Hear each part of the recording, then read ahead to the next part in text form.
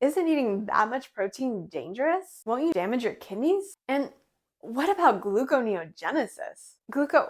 How is protein supposed to help me lose fat? Seems like everyone's telling me to eat more protein to lose weight. But what does that even mean? Are you supposed to have an extra strip of bacon with breakfast? Does loading up on protein shakes lead to faster weight loss? Or did you throw a couple of protein bars in your purse for later? I mean, you have zero desire to look like Arnold, but that eating fat is the new skinny chick keeps going on and on about how eating fat was so last decade. And this year, she's all about the protein. But how the heck does that even work? Because you just had a whopping 18 grams of protein with your healthy, high protein breakfast. And lunch wasn't any better because even though it did clock in at 40 grams of protein, you had to eat 800 calories to get there. At this rate, you'll have to eat close to 3,000 calories just to hit your protein goal. And eating 3,000 calories definitely won't help you lose weight. So, what the heck are you supposed to do? Back in 2022,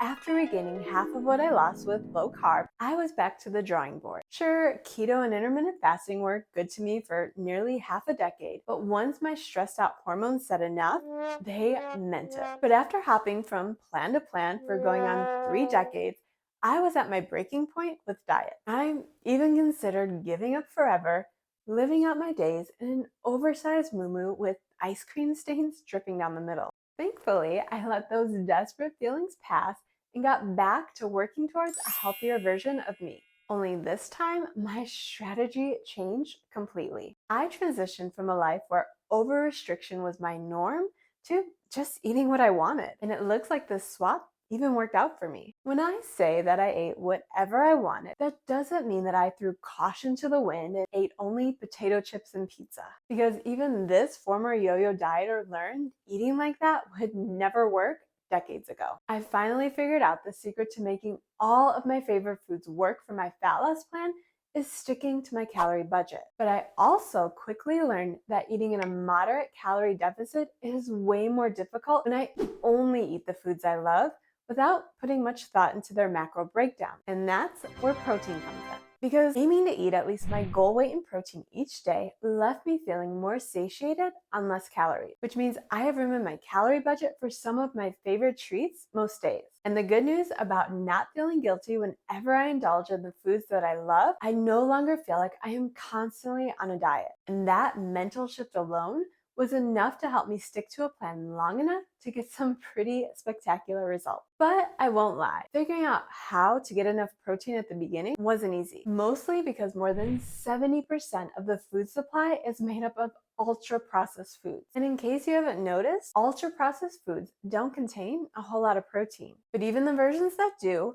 well, I quickly figured out that the protein in these highly processed foods isn't nearly as filling as protein found in real foods. Doesn't matter if it says that it's keto friendly or high protein right on the package. Anything that comes in a crinkly wrapper or box never satisfies my hunger for more than an hour or two max. And keeping too many of these packaged foods in my plan always leads to overeating, which makes fat loss way more frustrating than it needs to be. So if relying on high protein packaged foods wasn't an option, then how the heck was I supposed to eat my goal weight in protein? Because only eating meat all day, every day, that wasn't really an option. But once I learned some tricks to keep protein higher at meals and snacks, hitting my goal weight in protein was way easier than I thought. But wait, isn't eating that much protein dangerous? Won't you damage your kidneys? And what about gluconeogenesis? No, there is nothing dangerous about eating your goal weight in protein. I mean, unless your doctor told you specifically not to do it, then you should listen to your doctor because you've probably got other health stuff going on. But otherwise, eating more protein will only make you healthier. Plus, it makes it way easier to reach your goals. But I thought eating more fat made me skinny.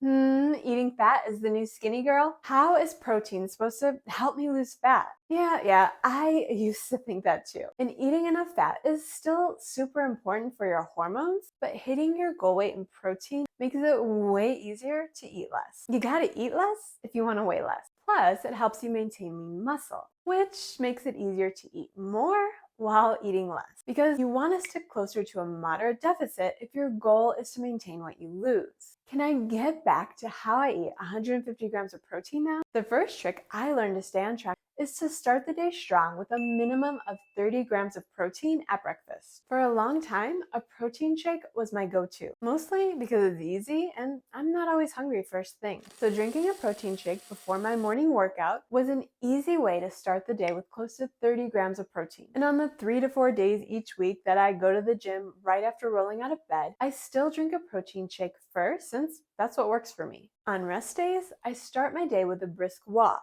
But on those days, I actually eat. As in, I skip the workout shake and I eat something like a turkey wrap instead. The reason I choose to eat actual food on the mornings I have more time is that the process of chewing and breaking down food, as opposed to drinking it, leaves you feeling satiated for longer. And since I don't enjoy dealing with any hunger on my fat loss diet, I try to get as much protein from whole natural foods as possible. And my favorite Italian turkey wrap is a great option since when I add 4 ounces of turkey and half an ounce of cheese, I easily start the day with 37 grams of protein. If I want to start the day even stronger, adding just 1 more ounce of turkey adds another 7 grams with very little effort. I also finish breakfast with a low-calorie coffee shake since caffeine is a great appetite suppressant. Once I'm ready for lunch, I usually make another wrap or sandwich. Today, it's one of my favorites, a buffalo chicken wrap. Once I add the low-carb wrap, 4 ounces of chicken, half an ounce of cheese, and a bag of huevos on the side, I just added another 42 grams of protein to my total for the day, and I stay pretty full until at least 3 or 4. If I'm hungry, then I have an afternoon snack. Some days that's an ounce of almonds with an ounce of cheese. If I have time to sit down and savor a snack, I might even whip up a batch of strawberry cheesecake protein ice cream. But for the sake of keeping it real, as in real protein from real food, let's add the almonds and cheese to my protein total. For dinner, I typically alternate between chicken and beef. So let's say that I go with one of my favorites, beef nachos. When I add 5 ounces of ground beef, 1.5 ounces of cheese, plus all of my favorite toppings, that adds a whopping 51 grams of protein to my day. Now I'm up to 1,875 calories with 149.6 grams of protein. And I still have room in my macros for a few pieces of dark chocolate for dessert. Don't mind if I do.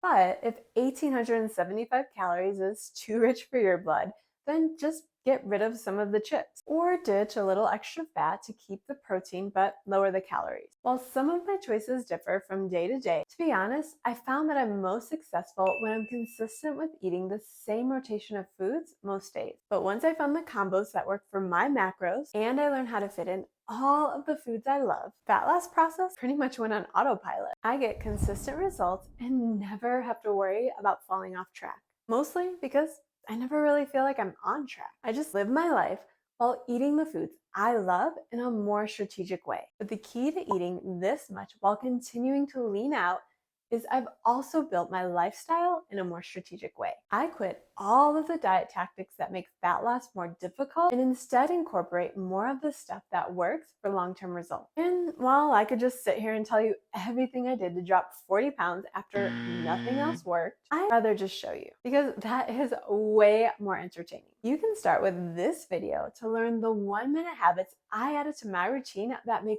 fat loss easy. Because if you can get some big wins in just a few minutes each day, think about how easy it'll be to finally reach your goals.